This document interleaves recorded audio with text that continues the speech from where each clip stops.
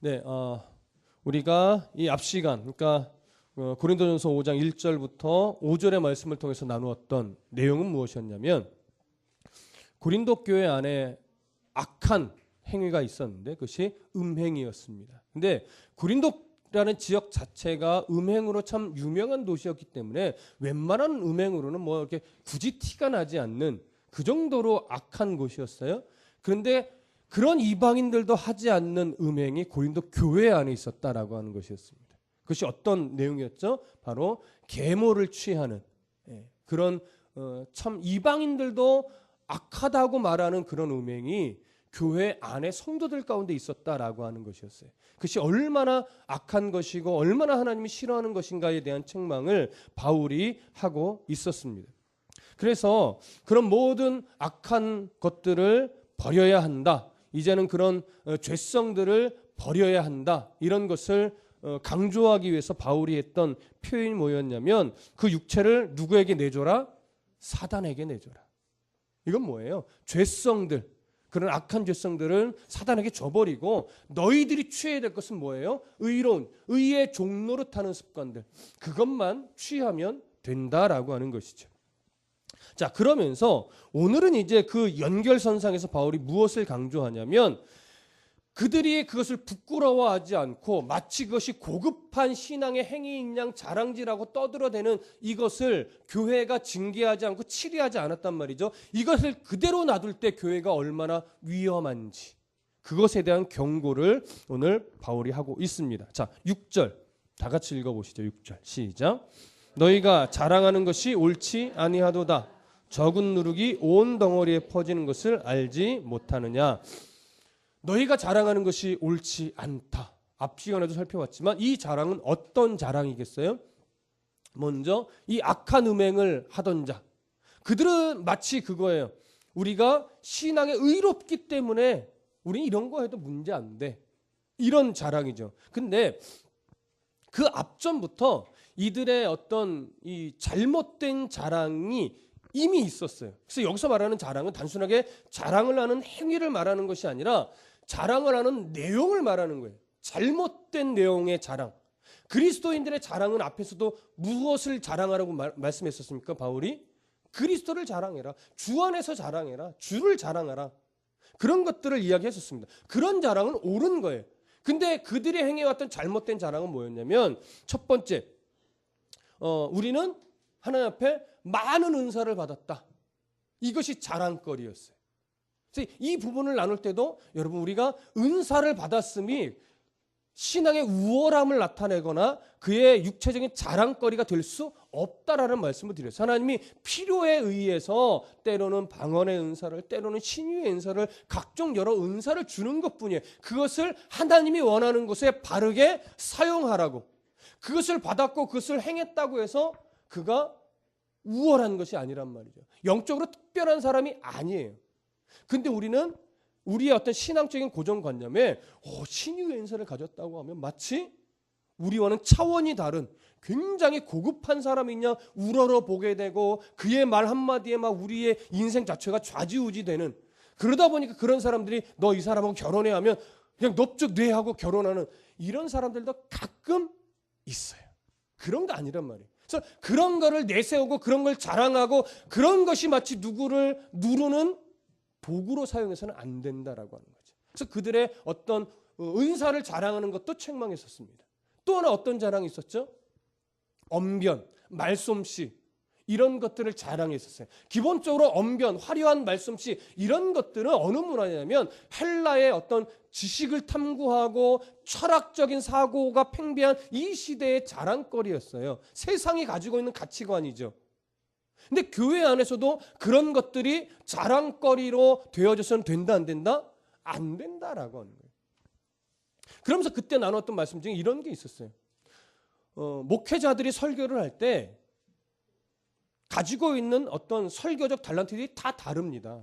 어떤 분들은 굉장히 논리적인 설교에 강하고 어떤 사람들은 뭐 성경을 분석하는 데 좀 강점이 있고 어떤 사람들은 그러한 말솜씨나 논리적인 거 하나도 없는데 그래서 듣기에는 좀 수준이 낮은 것 같아 라고 말을 할 수 있는 설교를 하는 분도 있는데 그런 분들 중에 비록 그런 것들에 좀 딸리지만 정말 목사다운 삶을 살아내는, 그래서 그런 분들이 강단 위에 서 있는 것만으로도 정말 존경받을 만한 이런 어른 목사님들도 있단 말이죠. 그런 설교를 수준이 낮다라고 말할 수 있나요? 그럴 수 없단 말이에요. 그러니까 우리가 세상이 말하는 건 얼마나 조직적이냐, 얼마나 논리적이냐, 얼마나 세련되냐, 이런 것들이 우월함으로 드러나는 시대이긴 하나 그것이 교회 안에서까지 그렇게 돼서는 안 된다라고 해요. 그런 거를 자랑거리로 삼아서도 안 되고 그런 것들을 통해서 무엇인가 우월하게 너무 높여보는 문화가 교회 안에 있어서는 안 된다라고 하는 거예요. 또 하나, 그 고린도 교회 안에 있었던 자랑거리 중에 또 하나가 뭐였어요? 내가 누구를 따르는 줄 아냐? 나는 바울파야. 이게 자랑거리예요. 나는 아볼로파야. 이게 자랑거리. 마치 이런 거죠. 내가 목사님과 얼마나 친한 사람인 줄 알아? 막 이런 거. 여러분, 목사랑 친한 게 뭐 그렇게 대단한 거예요? 그렇죠? 물론 이왕이면 목사랑 친한 게 좋습니다. 영적으로 교제하고 말씀 갖고 늘 목사님과 대화할 수 있고 그게 얼마나 좋아요. 그게 잘못된 건 아닌데 목사랑 친한 게 그 사람의 신앙의 우월함인가요? 그렇지 않단 말이에요. 제가 말하는 그걸 말하는 거예요. 신앙의 우월함을 마치 목회자랑 얼마나 친하느냐, 내가 유명한 목사님과 얼마나 친한 줄 아느냐, 뭐 이런 것들. 가끔 제 신학교를 다닐 때 교회 이제 그 목회자 후보생들, 신학생들 채플에 종종 개교회 목사님들이 와서 설교를 하는 경우가 있어요. 그런 경우는 대부분 뭐냐면 이제 신학생들 수고한다고 뭐 식사를 대접한다거나 뭐 이러는 경우, 아니면 장학금을 낸다든가 이러면서 이제 채플 시간에 설교 기회를 드려요. 그건 뭐 나쁜 게 아니죠. 좋은 거죠. 근데 종종 신학생들 채플에 와서 설교를 하는데 무슨 얘기만 하다 가는 경우가 많냐면 내가 몇 년 만에 교회를 이렇게 크게 지었어요. 이런 것들을 자랑해요. 우리 교회 성도들 중에요, 하나님의 은혜로 돈을 많이 벌어가지고 나한테 고급 세단을 하나 선물해 주는데 기가 막히더군요. 라고 하면서 자기의 차를 자랑한다거나 교세를 자랑한다거나 교회 건축이 얼마나 빨랐는지 이런 걸 자랑한다거나 어떤 프로그램을 도입했더니 그냥 교회가 갑작스럽게 성장하는데 뭐 이런 걸 자랑한다거나. 그러다 보니까 신학생들 중에는 부러워하는 사람도 있지만, 잘 들으세요? 부러워하는 사람도 있지만 부러워하는 것보다는 무슨 신학생들 앞에 설교를 하러 와서 순 지자랑만 하다 가냐? 이렇게 반응하는 사람이 사실은 더 많습니다. 만약에 제가 어느 목사님을 모셔서 여기서 설교를 하게 했어요. 근데 그분이 성도의 바른 자세, 말씀이 가르치는 거 이걸 안 가르치고 본인의 교회를 자랑하고 본인의 성도를 자랑하고 본인의 교회 규모만 자랑한다면 여러분들 거기서 아멘 나오시겠습니까? 여러분 이 분별력이 되니까 저거 목사님 왜 저런 분을 왜 모셔왔어? 화살이 이제 저한테 오는 거예요. 그렇게 되면. 그런 거예요. 자랑해야 될 걸 자랑하지 않고 예수 그리스도를 자랑하지 않고 나의 연약함에도 불구하고 나를 구원해 주신 하나님의 사랑을 자랑하지 않고 자기의 어떤 것, 자기를 드러내고 자기의 우월함을 드러낼 수 있는 그 어떤 것들을 자랑하는 것, 이런 것이 옳지 않다라고 하는 거죠.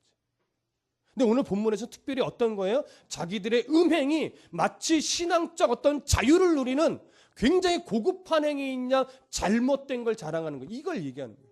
그리고 또 하나, 그런 자들을 책망하지 않고 오히려 그런 자들을 관용으로 감싸주면서 우리가 교회가 마치 대단한 관용의 정책을 펼치는 양 떠들어대는 것. 이게 이런 자랑들을 책망하는 겁니다. 여러분 지금 한국교회에 아시는 분은 아시지만 이제 모 목사님의 어떤 그 성적 타락의 문제. 근데 이걸 교단 차원에서 치리를 해야 돼. 노회 차원에서. 근데 그 노회가 계속해서 그 문제를 기각을 시킵니다. 그걸 빨리 징계하고 처리하기를 계속 뒤로 밀어요. 그래서 세상이 질타를 받아요. 왜 그런 일을 그렇게 가볍게 자꾸 빨리빨리 징계하여 처리하려고 하지 않고 관용을 베풀어서 뒤로 자꾸 밀어내느냐. 근데 그 사람이 유명하고 그분의 교회 교세가 굉장히 크거든요. 그러니까 그걸 놓치고 싶지 않은 것이 아니냐라고 보통은 봅니다. 이게 한국교회 지금 갖고 있는 문제점입니다. 이단적인 교회를 너무나 쉽게 사면하려고 하고, 어떻게 하면 교세만 늘릴까 하고 분별력 없이 이단성이 강한 군소의 작은 교단까지도 흡수해버리는, 그래서 교세만 늘리려고 하는, 이게 지금 한국교회가 가지고 있는 가장 안타까운 모습 중에 하나입니다.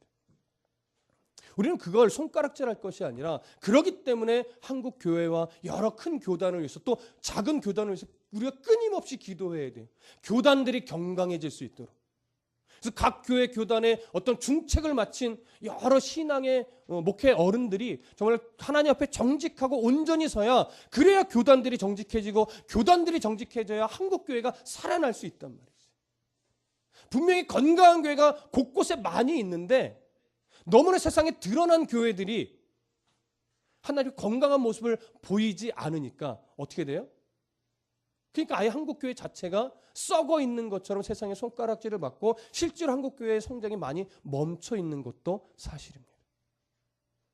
우리는 그런 것들을 가슴 아파할 줄 알고, 우리가 먼저 하나님 앞에 회개하며 하나님 한국교회를 살려달라고, 한국교회 목회자들을 살려달라고 우리가 기도해야 됩니다. 손가락질하기에 앞서서. 그래서 이런 너희가 자랑하는 것이 옳지 않다, 이것들을 손가락질로 가지 마시고 우리가 먼저 그런 것들을 안타까워하며 기도해내는 이런 자세로 우리가 나아갈 수 있었으면 좋겠습니다. 그러면서 바울이 이제 적은 누룩이 온 덩어리에 퍼지는 것을 알지 못하느냐 하면서, 그런 것들을 간과하고 가볍게 여기고 넘어갈 때 얼마나 큰 위험성이 따르는지 이걸 보여줍니다. 자, 여기서 적은 누룩의 비유를 바울이 가지고 온 건 뭐냐면, 죄의 전염성이 얼마나 강력한지를 보여주기 위함인 거죠. 그래서 누룩이라고 하는 것은 기본적으로 성경에서 어떤 특성 때문에 비유로 끌어오는 거냐면, 누룩이 가지고 있는 어떤 발효제의 역할, 뭐죠? 밀가루 같은 반죽에 넣으면 부풀게 하죠. 그래서 조금만 넣어도 굉장히 반죽을 부풀게 하는 이런 역할 때문에 사용하는 겁니다. 그래서 두 가지 특성으로 주로 비유를 써요. 첫 번째는 뭘 설명할 때 쓰냐면, 천국의 확장성. 천국은 하나님의 나라가 세워지는 것은 그 어떤 세력도 막을 수가 없다, 이런 것을 비유할 때도 누룩을 사용합니다. 누룩의 비유를. 그러나 죄의 전염성을 강조할 때도 이 누룩의 비유를 사용하는 겁니다.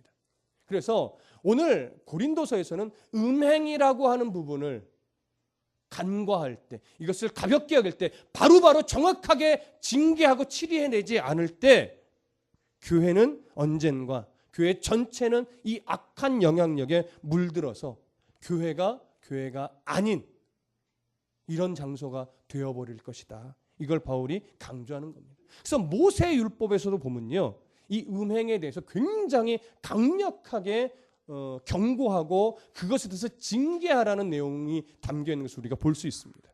어디를 한번 보시냐면 레위기 20장으로 가볼게요. 레위기 20장.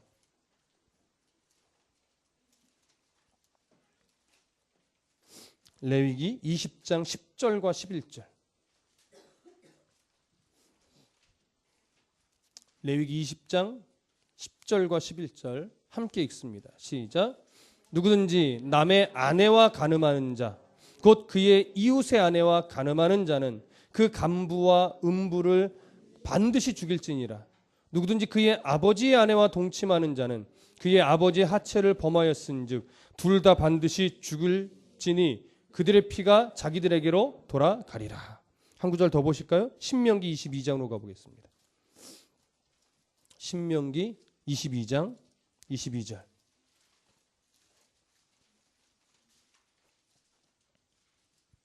신명기 22장 22절. 찾으신 분들 함께 읽습니다. 신명기 22장 22절 시작. 어떤 남자가 유부녀와 동침한 것이 드러나거든 그 동침한 남자와 그 여자를 둘 다 죽여 이스라엘 중에 악을 제할지니라. 자, 이렇게 모세의 율법에도 음행에 대한 부분을 아주 강력하게 처벌하도록 명시되어 있습니다. 왜 이렇게 음행, 간음에 대해서 성경이 단호하게 기록하고 있는 것일까요? 바로 그 한 부분을 가볍게 여기면 그 공동체 전체가 음행으로 완전히 얼룩질 것이 뻔하기 때문에 그렇습니다. 그렇기 때문에 오늘날 여러분 성적인 자유 얼마나 외쳐야 됩니까? 곳곳에서. 이럴 때 특별히 이 청소년 청년들이 하나님께서 성에 대한 것을 어떻게 보시는가 이걸 정확하게 알아야 됩니다. 하나님이 성적인 자유라는 걸 어떻게 여기시는지. 기본적으로 성경에서 말하는 성적인 자유는 어떤 관계에서만 허용이 되는 거예요? 부부 관계에서만입니다. 부부 관계 이외에서의 모든 성적 행위들은 다 간음으로, 음행으로 성경은 보고 있는 거예요. 그런데 오늘날 세대는 어때요? 혼전 순결을 지키는 것을 마치 바보 같은 행위처럼 여기는 게 요즘 청년들 세태죠. 모두가 그런 건 아닐 겁니다. 그러나 가치관들 결혼 전에 몸을 섞는 거 좀 어때? 사랑하면 그럴 수 있지. 하나님의 말씀하고 있는 가치관이 절대 아닙니다. 정확하게 알아야 됩니다. 종종 듣습니다. 교회 안의 청년들 중에서도 혼전 순결을 잃어버리고 나서 관계가 깨지고 그것 때문에 성경이 지적하는 걸 알고 나서 가슴 아파하는 사람이 너무나 많습니다. 그리고 아직도 그걸 모르고 너무나 쉽게 몸을 섞는 청년들이 많습니다. 성경은 절대 안 된다고 말합니다. 물론 이미 실수를 했을 때는 그것이 죄인 걸 깨닫고 하나님 앞에 돌아오면 하나님 그를 품기는 합니다. 그렇다고 해서 그것이 옳은 것은 아니고 정당화될 수 있는 건 아닙니다. 우리는 분명하게 알아야 됩니다. 혼전 순결 성경이 가르치는 가치관, 하나님이 인정하는 가치관이 절대 아닙니다. 그리고 동성애, 이건 자주 이야기했으니까 동성애는 성경에서도 죄로 분명하게 지적하고 있는데 이 시대에 동성애를 허용해 줘야 된다라고 하는 교회가 한국 교회도 늘어나고 있어요. 외국에는 이미 동성애를 하고 있는 목사들도 인정해 줘야 된다고 하면서 이미 교단 차원에서 목사로 인정해서 세웁니다. 그러니까 목사 부부인데 둘 다 남자야. 근데 그걸 인정하는 교단이 늘어나고 있어요. 그리고 동성애 주례를 거절하면 법적으로 문제가 되는 게 지금 외국의 현실이고 우리나라도 멀지 않았다는 이야기가 들리지만 절대 그렇게 돼서는 안 될 겁니다. 이걸 놓고 우리가 기도해야 돼요.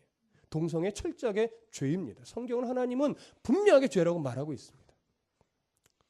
그리고 우리나라 간음, 불륜이 이미 형사법에서 어떻게 됐죠?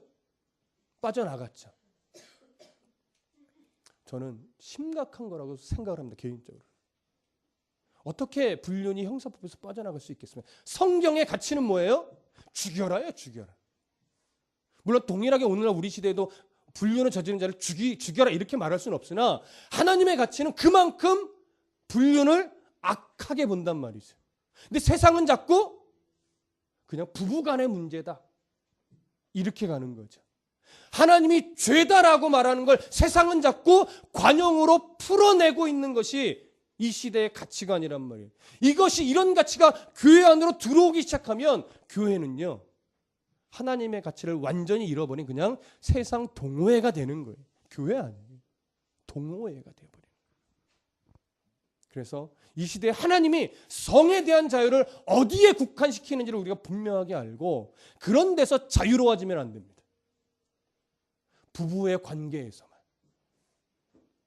그런 가치관 여러분들 안에 특히 우리 청소년 청년 세대 안에 분명하게 그 가치관이 세워지기를 부탁드립니다. 다시 오늘 본문으로 돌아가겠습니다. 고린도전서 5장 7절 함께 읽습니다. 고린도전서 5장 7절 시작. 너희는 누룩 없는 자인데 새 덩어리가 되기 위하여 묵은 누룩을 내버리라. 우리의 유월절 양 곧 그리스도께서 희생되셨느니라. 자, 너희는 누룩 없는 자다 이렇게 먼저 이야기를 합니다. 여기서 누룩 없는 자라고 하는 것은 기본적으로 뭐냐면 너희들은 이제 죄와 상관없는 자가 됐다 이거예요. 죄와 상관없다는 건 이거죠. 너희는 이제 죄의 종노릇하는 자가 아니라는 거예요. 왜? 예수님께서 유월절의 어린 양처럼 십자가에서 죽으셨기 때문에. 그래서 중간에 무엇을 이야기합니까? 새 덩어리가 되기 위해서 묵은 누룩을 내버리라.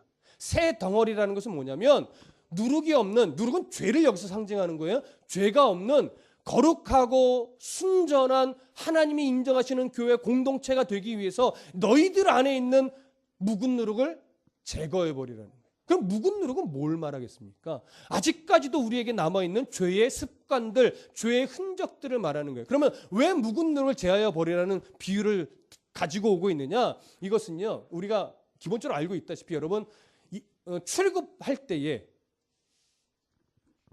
10가지 재앙 이후에 하나님이 이스라엘 백성들에게 급히 애굽에서 나가게 했습니다.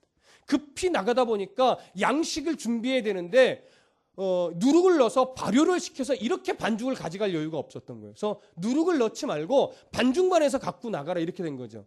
하나님이 능력이 모자라서 그 정도 여유를 베풀 능력이 없어서가 아니라 왜 누룩을 넣지 말고 빨리 급히 반죽만 해서 갖고 나가게 했어요?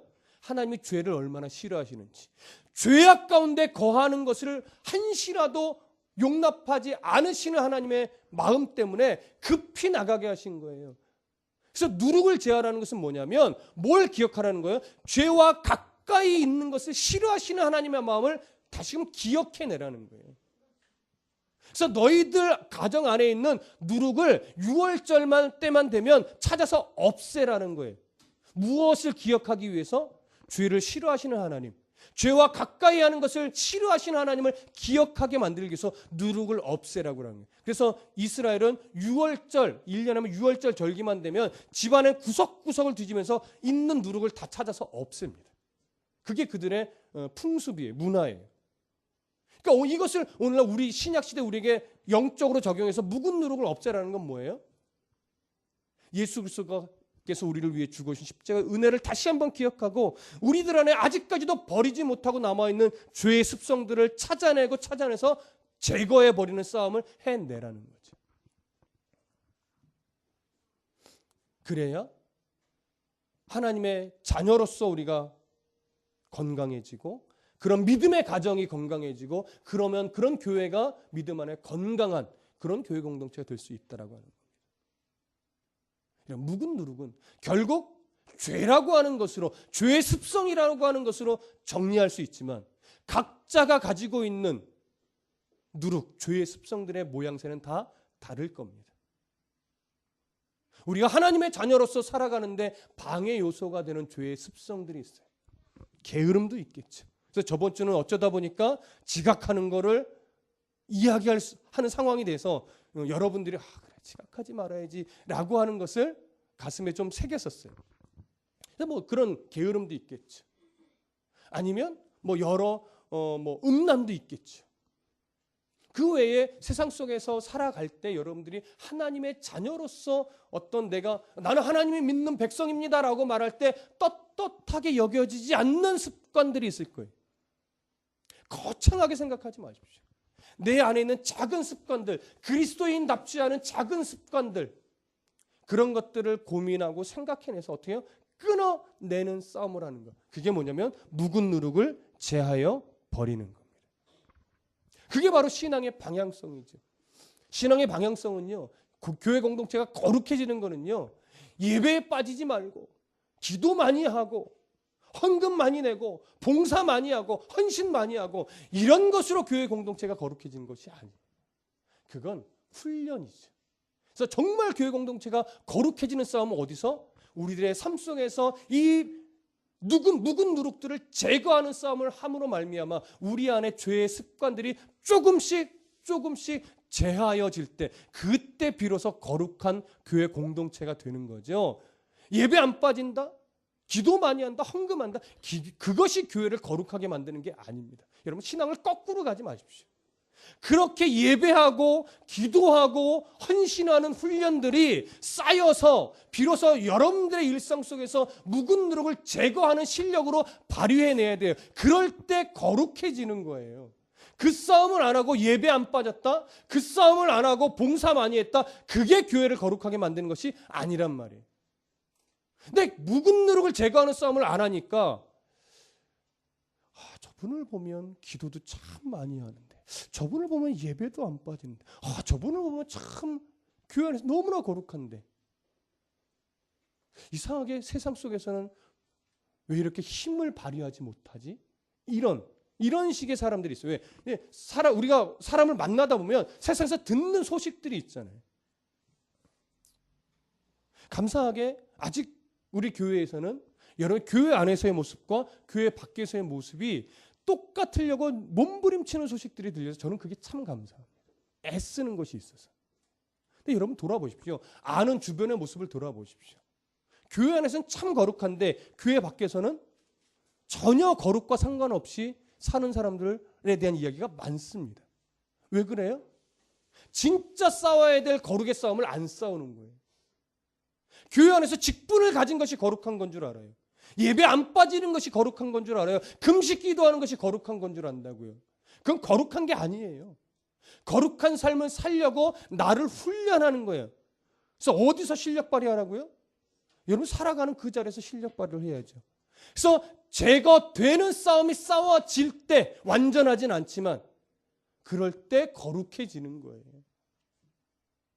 우리 청년들이요 특별히.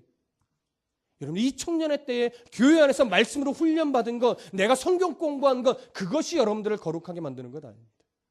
그렇게 공부한 것 가지고 하나님의 마음을 배운 것 가지고 이제 여러분들의 살아가는 삶의 터전에서 묵은 누룩을 제거하는 싸움을 치열하게 싸워내십시오. 거기서부터 거룩이라는 것이 세워져 가는 겁니다. 그 싸움을 안 하면 아무리 교회에서 성경 공부를 많이 하고 성경적인 지식이 남들보다 탁월하다 하더라도 여러분들 거룩한 백성 아닙니다. 새 덩어리가 되기 위해 묵은 누룩을 내버리는 싸움 여러분 열심히 해주시기를 저 또한 열심히 하기를 소원합니다. 8절 다 같이 읽겠습니다. 시작. 이러므로 우리가 명절을 지키되 묵은 누룩으로도 말고 악하고 악의에 찬 누룩으로도 말고 누룩이 없이 오직 순전함과 진실함의 떡으로 하자. 지금 말씀드린 내용이 다 8절에 담겨 있습니다. 이러므로 우리가 명절을 지키되 당시에 율법적인 어떤 절기를 지킨다고 할 때 외형적으로 지키지 말아라.